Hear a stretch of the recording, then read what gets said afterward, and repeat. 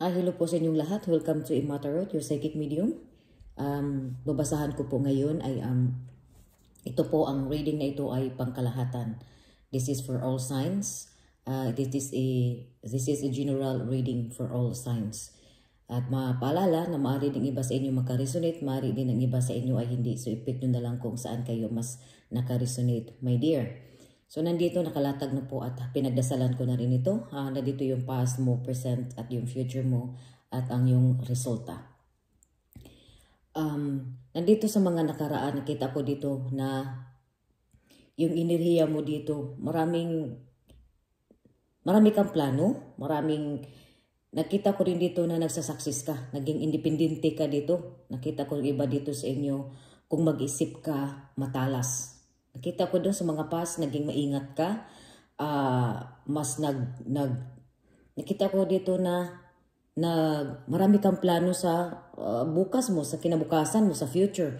Lalo nakita ko rin dito may mga anak, or nakita ko itong, it could be nag-raise ka ng, you're a single parents. Nakita ko ito at nandito rin na sa nakaraan, may mga struggles ka, may mga fights.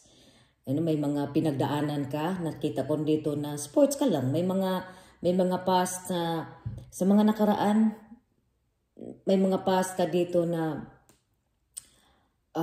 ito yung nagbibigay sa iyo ng maging maingat ka, na bago ka magsalita, bago ka magkumilos, lahat ng mga bagay pinag-isipan mo muna. Tsaka nakita ko rin dito sa past na nakita ko dito choosy ka kung sino yung pinakakisamahan mo o kinausap. Kumbaga, hindi ka basta-basta nag-share kung ano man yung plano mo, kung ano man yung gusto mo, pero marunong kang makikisama. Nakita ko rin dito na marunong kang makikisama sa trabaho, sa family mo, or dito sa iyo.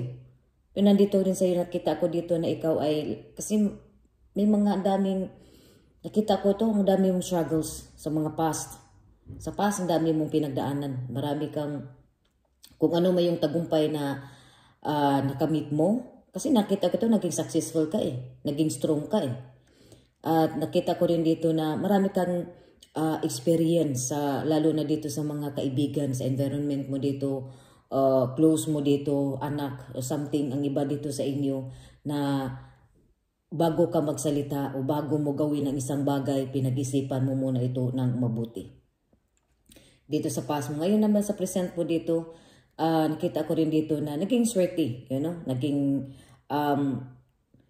dito yung niswerte. May travel, may naging successful ka, may mga fights, may mga misunderstanding man doon sa past mo dito. Pero ngayon dito is meron ka din dito, naging successful ka dito sa finances, wala kang problema dito sa finances, dito sa past mo, kahit doon sa past mo, at kahit naman dito sa present mo. Pero nakita ko dito may mga depression, something dito na nag-healing process, something dito na may mga sa ngayon, sa present energy mo ngayon, nakita ko ito may mga broken hearted, because of as nakita mo naman dito na Three of Swords. But na Three of Swords dito kasi kasama dito sa ibang mga cards mo dito, nagpapakita ito ng positivity, nagpakita ito ng positibong enerhiya mo dito. Na maaari nito na ikaw ay naka-move on na, maaari itong ikaw ay nag-healing process na ka na sa kung ano mang mga depression, kung ano man yung mga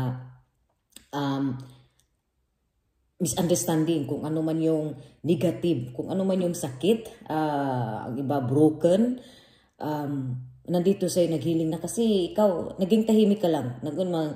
Nandito sa'yo is the God is with you eh. Naging swerte ka eh. Ang iba dito sa inyo, maaari ito na ikaw ay magta-travel ka kasi may mga travel dito. Sa communication din, nandito sa inyo sa mga more clarification dito kung mayroon sa couples dito na more communicate kayo sa isa't isa. Hindi may iwasan yung, kumaga, bago matapos ang araw, pag-usapan kung ano man yung hindi, kung may mga misunderstandings, man kayo ay pag-usapan. Sa trabaho naman dito, may mga, dito sa trabaho, maaari itong ikaw, bigla kayo mag-travel dito sa trabaho. may mga frustration ka dito, pero nakita ko dito more ito ng naka-move on na ka. You know, mali itong sa past mo dito, yung pakikisama mo, kaya nagiging choosy ka, kaya naging tahimik ka, kaya bago ka nagsasalita o nagdesisyon, kaya naging pinag-isipan mo muna dito. Kaya kasi nga dito yun, may mga sa past mo dito at ngayon sa present mo ngayon, mas nakakaating, nasasaktan ka at more nag-ingat ka ngayon, nakaka-move on na, may mga healing process ka na dito, dito sa finances mo, mas more nag-watch out ka dito. Pero nandito sa iyo, sa present mo ngayon is, mas okay ngayon dito sa present mo, may mga success ka, maaari din itong, could be may plano ka, sa past mo dito, may plano ka dito na, mag-invest or something dito. May mga sasakyan, may mga travel ka dito eh. Ngayon, dito naman sa future mo dito, sa mangyari mo dito sa US, nakita ko ditong, sa finances mo, mas more on financially stable ka.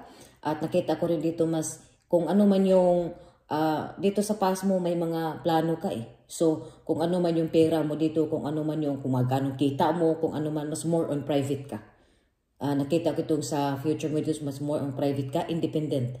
Mari ditong iba sa inyo, kaya nga dito may mga single parent, widow or ano ka dito, byudo, single mom, single dad, or isa kang tao dito na independente ka na tao. Nakita yung, ang dami mong, may mga kalungkutan ka, pero nakita ko itong may nagbibigay dito sa iyo ng lakas ng loob. May iba dito sa iyo anak. Ito yung nagbibigay sa iyo ng lakas ng loob, paano maging matatag. At nakita ko rin dito na sa mga business dito, may mga ano dito eh, may mga partnership, may mga, I think dito sa inyo, may sa mga nagnegosyo, maging successful kayo o may magbalak ka ditong, mari itong may balak ka ditong magnegosyo, something dito. At nakita ko dito na matagal mo na itong binabalak, matagal mo na itong pinaplano na magtayo. Mari din itong iba sa inyo, nasa abroad kayo na nagbalak kayo kung paano kayo kumita ng living abroad or traveling abroad or working abroad. Nakita ko dito. Ibang bansa ito eh. Maaari ito, vacation ka, pero mostly dito is mag-abroad dito, magtrabaho. Or maaari ito na anak mo dito, something na nasa malayong lugar. Kumbaga, nag-travel ito ng malayong lugar or kahit nasa luka lang na mag-travel ito ng dagat or himpapawid sa ganito na enerhiya. Nakita ko rin dito sa iyo na kumbaga ikaw is prangka ka na magsalita. No? Tahimik. Minsan dito sa iyo nakita ko marunong kang makikisama pero tahimik ka lang, nasa sulo ka lang. Nakita ko rin dito na diretsahan kang magsalita. Kumbaga prangka ka.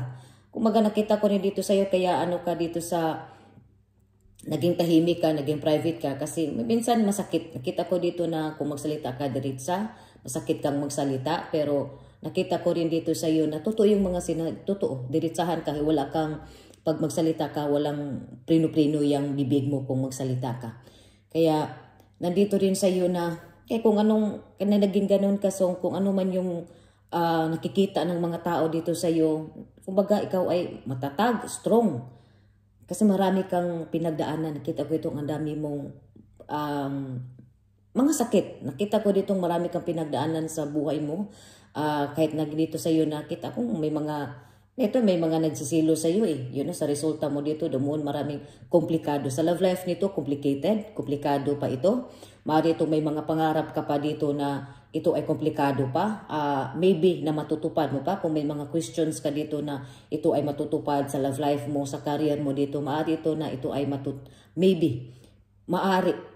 Pero kailangan mo itong i-work out. Kailangan mo nito na i-continue mo yang kung ano man yung plano mo na ikaw ay dito itahimik mo muna. At dito rin sa iyo ay makikipagsapalaran o makikisama mo dito. I-continue mo yang makikisama at kung ano man yung mga pinaplano mo ngayon, itahimik mo muna yan hanggat ipapakita mo muna na ikaw ay magsasucess ka. Maaari din ito sa inyo, kailangan yung i-prove, ipapakita, kailangan mo dito na ipapakita mo dito na ikaw ay naging successful ka kung ano yung buhay mo ngayon. Kasi marami ka dito ng pinagdaanan eh.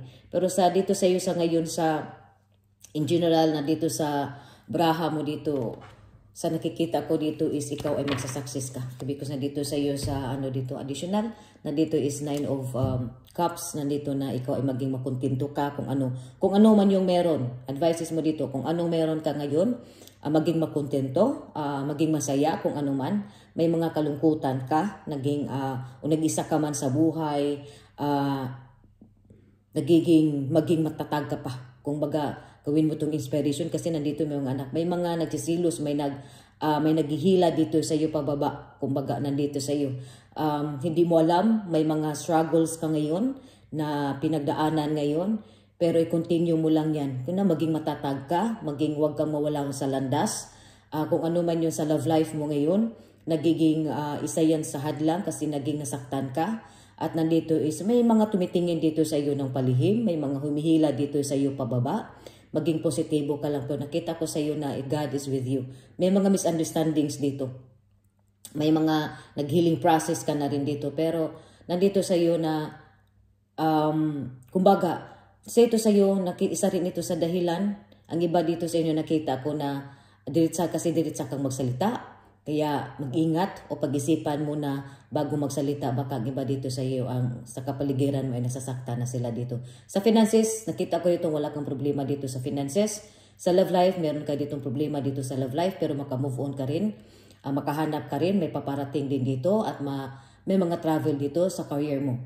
At sorry. So, nakita ko rin dito sa trabaho mo, makikisama ka lang. Importante yan. Ipagpatuloy mo yan, my dear. Sa health mo, wala kang maging problema dito sa health mo, my dear. At maraming salamat po sa inyong pagpanood at huwag kalimutan mag-subscribe ng aking channel at dito din sa aking Facebook page, Ima Tarot. Thank you so much and God bless you all.